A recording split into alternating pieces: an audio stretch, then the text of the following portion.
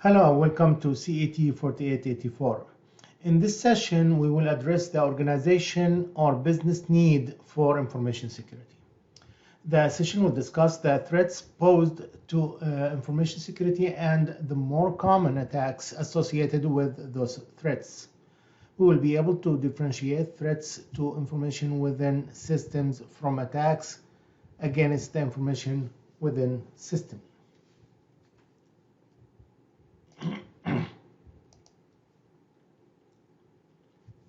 So we hope that you can explain the organizational business need for information security. We hope that you will be able to explain why a successful information security program is the shared responsibility of an organization's general management and IT management. And you should be able to list and describe the threats posed to information security and common attacks associated with those threats. And you should be able to describe the relationship between threats and attacks against information within systems. The main goal of securing information is to protect system contents. If the system stays stable with no threats, then the organization can focus on improving systems that support the information, resulting more efficiency, ease of use, and ease of access to useful information. Unfortunately, that's not the case since we have attacks on daily basis that we have to deal with in addition to information support. Securing information protects the ability of an organization to function. Management is responsible for facilitating security program. Information security should be addressed in terms of business impact and cost of business interruptions. Without data, an organization loses its record of transactions and ability to deliver value to customers. Protecting data in transmission, in processing, and at rest, which is in the storage area, are critical aspects of information security. An effective information security program is essential to the protection of the integrity and value of the organization's data. Security protects the organization's technology assets from damage and loss. The modern organization needs to create an environment that safeguards applications using the organization's IT systems. Practically or particularly the environment of the organization's infrastructure. Once the infrastructure is in place, management must understand it has not abandoned the infrastructure and delegated all the work to the IT department. It is the management's responsibility to make choices and enforce decisions, but must continue to oversee the infrastructure. To perform effectively, organizations must add secure infrastructure service based on the size and scope of the enterprise. When an organization grows and more capabilities are needed, additional security services may have to be provided. As the organization grows, the network grows to accommodate changing needs. And based on the additional robust technology solutions that may be needed to replace security programs the organization has outgrown. Today's interconnected, interdependent, wirelessly networked business are exposed to untrusted objects over the network, which can be considered as threats. All the companies now, all the manufacturing companies or service companies are connected through Wi-Fi or through a wireless network, which means that anyone can tap in and get into the network. And that's why it's very important to protect these networks and to consider the threats. So what's a threat? A threat is a potential risk to an asset's loss of value. When it impacts the asset and it loses the value, that's considered as a threat. With advancement of technology, using smaller, faster, cheaper computers and storage devices, the skills necessary to hack into a computer decreased. The hacker now, they don't need to have programming skills or abilities to hack in. You can just have a flash drive and plug in the flash drive to a computer and you're in. You can have a piece of software that will assist you to get into the system. So in addition to that, there are many attacks or attack tools that are available with low cost of or even for free, like open source software that you can use. So to make the proper decisions related to the organization information security and to create policies and enforce them, management must understand and be informed of the various kinds of threats. So those has to be explained for the company. The company needs to know that there are those open sources, there are those problems, those attacks, those tools that can be used to hack in the system. The CSI and FBI conducted a survey where they found 67.1% of organizations had malware infections, and 11% incidents or indicated that the system penetration was by an outsider. The incident was by an outsider. The corporate LAN can face threats from outside the organization or from the inside. External threats, such as the internet threats, which includes viruses, malware, worms, spyware, and other similar threats.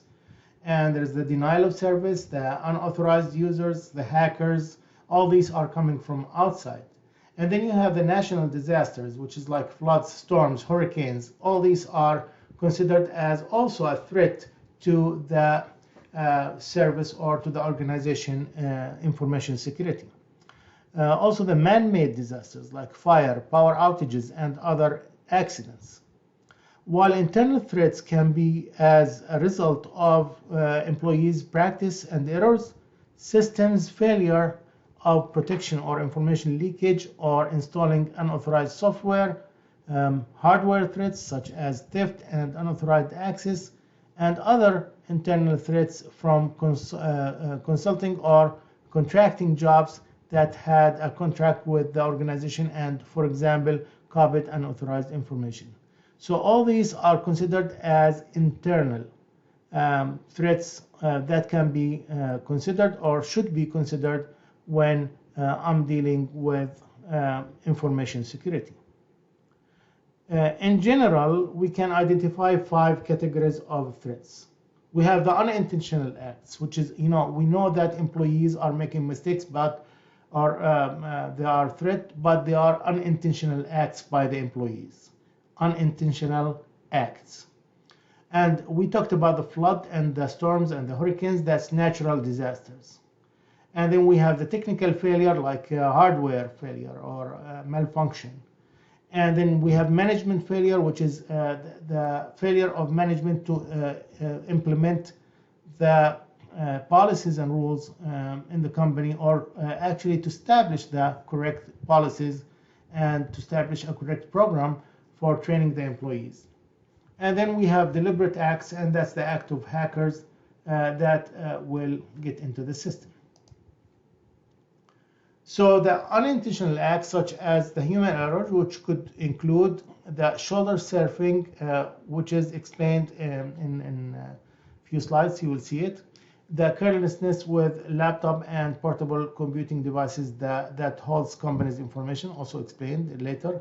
The opening questionable email from a spam source, which might be phishing for personal information, and we'll address that concept, which is the phishing concept, in a later slide. And then we have the careless internet surfing, opening suspicious web pages while you are on the company's computer, or even downloading and installing things on the company's computer. The poor password selection and use, which might allow some hackers to crack the passcode and penetrate the organization's network. the high percentage of the threats are coming from the inability or unwillingness of an employee to follow the established policy or due to insufficient training. Other unintentional acts could be related to environmental hazards such as dirt, dust, and humidity. Now, the missing or inadequate or incomplete organization policies or planning makes an organization vulnerable to loss, damage, or disclosure of information assets. The missing or inadequate or incomplete controls and security safeguards could make an organization more likely to suffer losses when other threats lead to attacks. If controls are misconfigured or poorly designed or managed, that could also lead to a loss of information and increased probability of attacks. The missing or incomplete policies and safeguards could lead to human errors or failures, which is the possibility of acts performed without intention or malicious purpose by an individual who's an employee in the organization. So that purpose or their purpose was, or what they did was an error or by mistake and was unintentional. This is what we see all the time. It's unintentional because they did not intend to do that or to damage the system. So inexperienced or improper training, the making of incorrect assumptions and other circumstances can cause problems. Employees constitute one of the greatest threats to information security, as the individuals closest to the organizational data.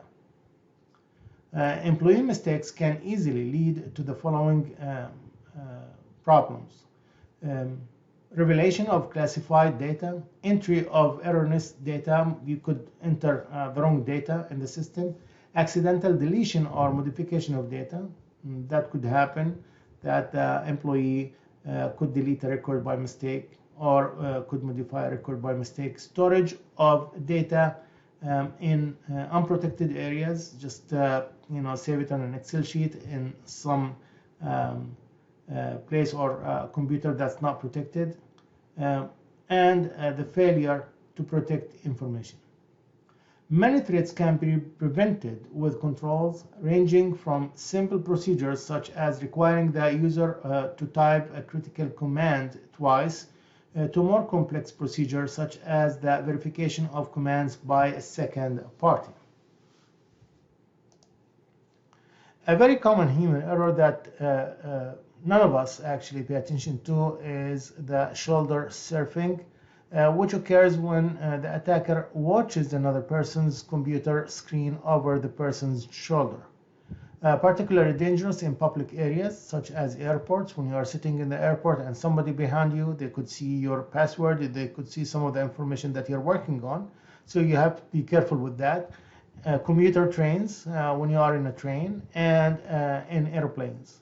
So those are areas, common areas that we don't pay attention to, and sometimes you have to be careful with the people around you seeing the information that you are working on. Companies' employees' carelessness with laptops and portable computing devices that holds companies' information could be the most dangerous act of carelessness. Especially human resource employees who have access to sensitive personal data of all employees.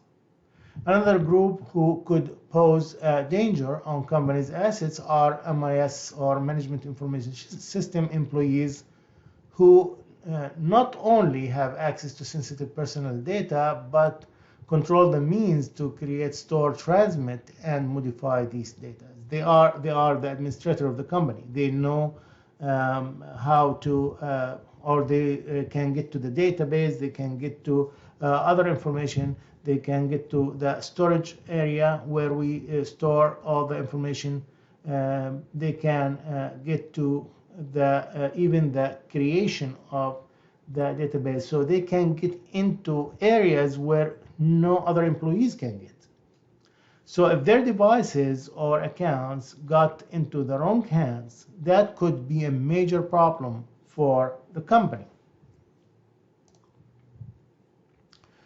Deliberate software attacks occur when an individual or a group designs software to attack an unsuspecting system. Most of this software is referred to as a malicious code or malicious software, or sometimes malware. These software components or programs are designed to damage, destroy, or deny service to the target systems. Some of the more common instances of malicious code are viruses and worms, Trojan horses, logic pumps, backdoors, and denial of services attack. The computer viruses are segments of code that perform malicious actions. This code behaves very much like a virus pathogen, attacking animals and plants, use the cells on replication machinery to propagate and attack through the system. So exactly the same as the viruses that we get attacked with, or the animals or the plants get attacked with, it's the same idea of replicating itself in the system. The code attaches itself to the existing program and takes control of that program access to the targeted computer. The virus controls or controlled target program then carries out the virus plan by replicating itself into additional targets or targeted systems. The macro virus is embedded in the automatically executing macro code common in office productivity software like Word, or a word processor, or spreadsheets, or database applications. The boot virus infects the key operation systems files located in a computer boot sector. The worms, also a malicious program or programs that replicate themselves constantly without requiring another program to provide a safe environment for replication. For the virus, it needs an application. It needs something to attach itself to replicate. With the worm, it doesn't need that. It can replicate itself without even having to attach itself to another program or to require another program. It can continue replicating themselves until they completely fill available resources such as memory, hard drive space, and network bandwidth, where it will get overwhelmed and the system will shut down or will freeze. Trojan horses is a software programs that hide their true nature and reveal their designed behavior only when activated. Trojan horses are frequently disguised as helpful, interesting, or necessary pieces of software such as README file, readme.exe file, which is often included with the shareware or freeware packages. The backdoor or trapdoor is a virus or worm that can have a payload that installs a backdoor or trapdoor component in the system. This allows the attacker to access the system at will with special privileges. So basically, it's opening the door, opening a back door for the attacker that no one can see or no one recognizes.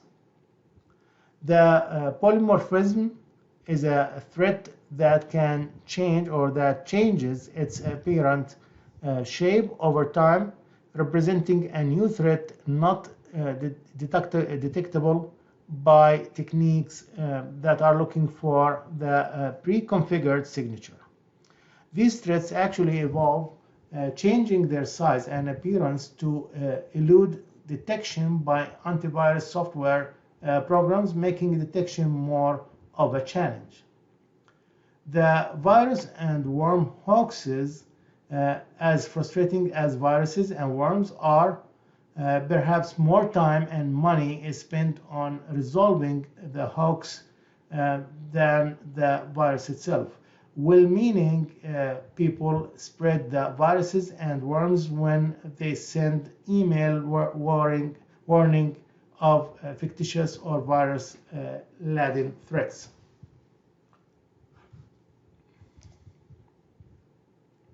Most attacks on companies are related to intellectual properties that have been developed as part of their business operations. So the intellectual property is defined as the ownership of an idea and control over the tangible or virtual representative of those ideas. Intellectual property for an organization includes trade secrets, copyrights, trademarks, patents, designs. Anything like that is called intellectual property. So other companies, maybe competition or other companies or the hackers, will try to hack into the system to get those copyrights or those secrets or trademarks or designs to sell them in the black market. Once the intellectual property has been defined and properly identified, breaches to the IP constitute a threat to the security of this information. Most common IP breaches involve the unlawful use or application of software-based intellectual property known as software piracy. So this is considered as piracy where there are many laws that will impose penalties on that kind of piracy or that kind of attack. In addition to watchdog organizations investigate allegations of software abuse. Software and Information Industry Association and formerly the Software Publisher Association and the Business Software Alliance. Those organizations oversee and make sure that they can look at the allegations of software abuse or for the copyrights and for the intellectual properties. Enforcement of copyright violations and piracy has been attempted through a number of technical security mechanisms, including digital watermarks and embedded codes. The organization's information system depends on many subsystems and interoperable support systems that work with each other to deliver a successful operation. If you notice on the network, you are not only your computer alone, there are many computers, you have printers, you have the switch, the router, the server, many machines, many subsystems, let's say, and all these subsystems will work together to create a big management information system. So the subsystems include, but not limited to, the power grids, the telecom networks, the internet hardware and software, part supplier, the service vendors, and the disposal systems. All these are part of the subsystems.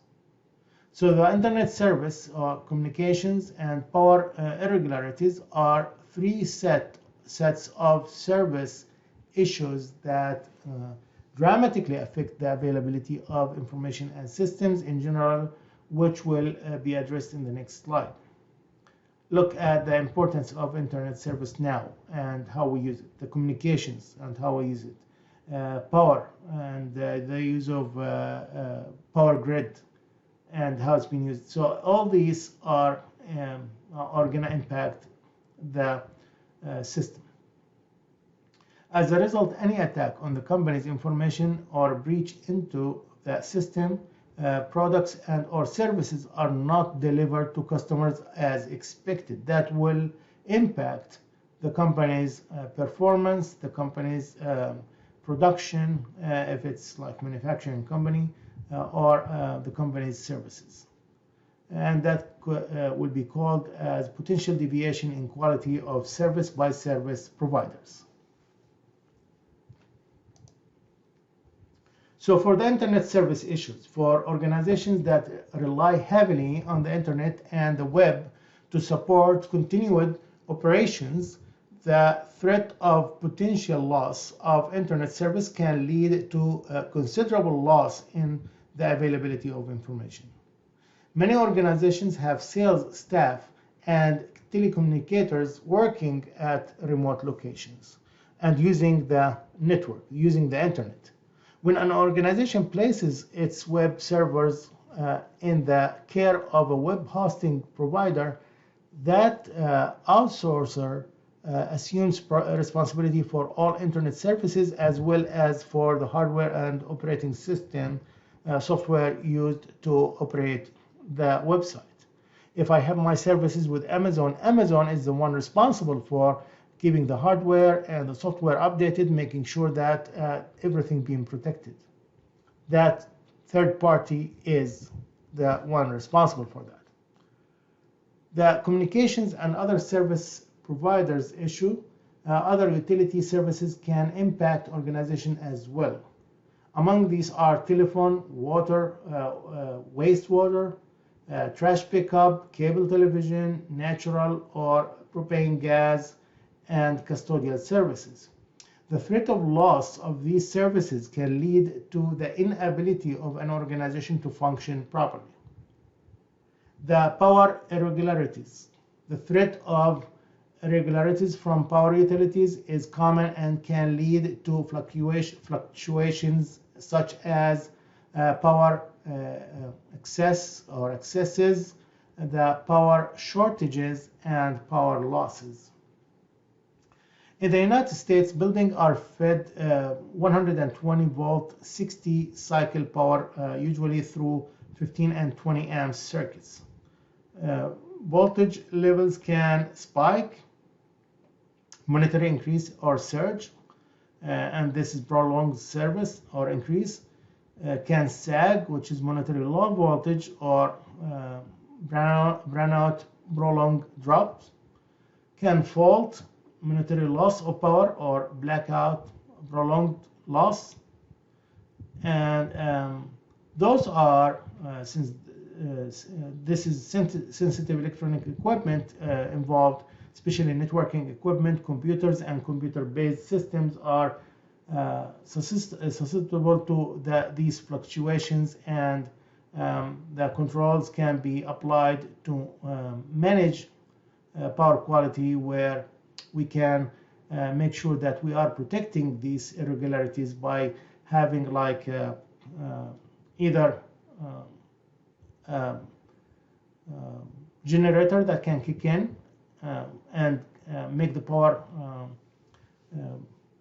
continuous or stable, or we have stabilizer for the power, or we have the power batteries backups that can kick in for at least 15 minutes, where you can save the data until the main power comes back. But again, we are talking about just a short amount of time, but for a longer amount of time, of course, the generator must be used to kick in and start working to make sure that the operations will continue without any interruption. And this happens usually in like grocery stores, like big grocery stores like Walmart or Target. At the same time, it happens in hospital, where if you are in an operating room and you are as a physician, you need to continue doing your job, so you need the power to be there. That's why a generator will kick in as soon as any irregularities in the power happens, or any loss in power happens, and then it will kick in to continue with the service. One of the most common deliberate acts is espionage or trespass. This threat represents a well-known and broad category of electronic and human activities that breach the confidentiality of information. When an unauthorized individual gains access to the information an organization is trying to protect, that act is categorized as a deliberate act of espionage or trespass. When someone employs techniques to gather information that crosses the threshold of what is legal and or ethical, they enter the world of industrial espionage. Instances of shoulder surfing occur at computer terminals, desks, ATM machines, public phones, or other places where a person is accessing confidential information that's part of trespassing. The threat of trespass can lead to unauthorized real or virtual actions that enable information gatherers to enter premises or systems that they have not been authorized to. Controls are sometimes implemented to mark the boundaries of an organization's virtual territory. These boundaries give notice to trespassers that they are intruding the organization's cyberspace. The classic perpetrator of deliberate acts of espionage or trespasser is the hacker. In the gritty world of reality, a hacker uses his or her skills to attempt to bypass the controls placed around information that is the property of someone else. The hacker frequently spends long hours examining the types and structures of the targeted system. There are generally two skills levels among hackers. The first is the expert hacker, who develops software, scripts, and code exploits used by the second category, the novice or unskilled hacker. So the expert hacker is the one who builds the code, while the unskilled hacker is the one who uses the code. So the expert hacker is usually a master of several programming languages, network protocols, and operating systems, and also exhibits a mastery of the technical environment of the chosen targeted system. However, expert hackers have now become bored with directly attacking systems and have turned to writing software. The software they are writing are automated exploits that allow novice hackers to become script kiddies, hackers of limited skills who use expert written software to exploit a system but do not fully understand or appreciate the systems they hack. As a result of perpetration and continued vigilance attacks, conducted by scripts are usually predictable and can be adequately defended against. There are other terms for system rule breakers, which is the term cracker, that's now commonly associated with an individual who cracks or removes the software protection from an application designed to prevent unauthorized duplication. And a phreaker with a PH, a phreaker with a PH, not F. That person hacks the public telephone network to make free calls, disrupt services, and cause chaos. Forces of nature or acts of God poses the most dangerous threats because they are unexpected and can occur with very little warning. These threats can disrupt not only the lives of individuals, but also the storage, transmission, and use of information. These include fire, flood, earthquake, lightning, slides or mudslides, tornadoes or severe windstorms, hurricanes or typhoons, tsunamis, electrostatic discharge, and dust contamination. Since it's not possible to avoid many of these threats, management must implement controls to limit damage and also prepare contingency plans for continued operation. So most likely the information should be stored like in different places, different locations, not only one location. So if we know that an area in Florida is being attacked with a hurricane, then I can maybe store it in another state or another place where there are no hurricanes and no threats.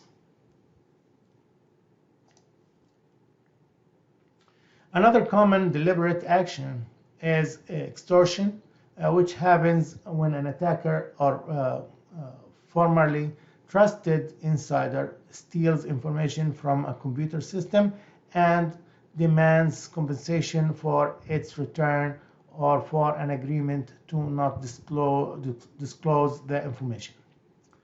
Extortion is common in credit card number theft. And again, it's something that is considered also as a violation of the rules and policies and could lead to very severe consequences. Another popular deliberate act is the assault on the organization's website. This category of threat involves the deliberate sabotage of a computer system or business or active vandalism to either destroy an asset or damage the image of an organization. These threats can range from petty vandalism by employees to organized sabotage against an organization. Organizations frequently rely on their image to support that generation of revenue.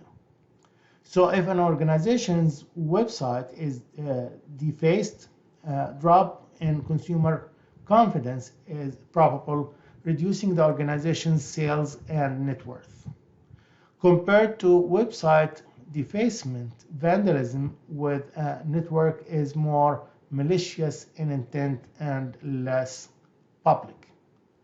Today, security experts are noticing the rise in another form of online vandalism in what are described as hacktivist or cyber activist operations. A more extreme version is referred to as cyber terrorism. In general, the theft is the illegal taking of another's person property or another organization property.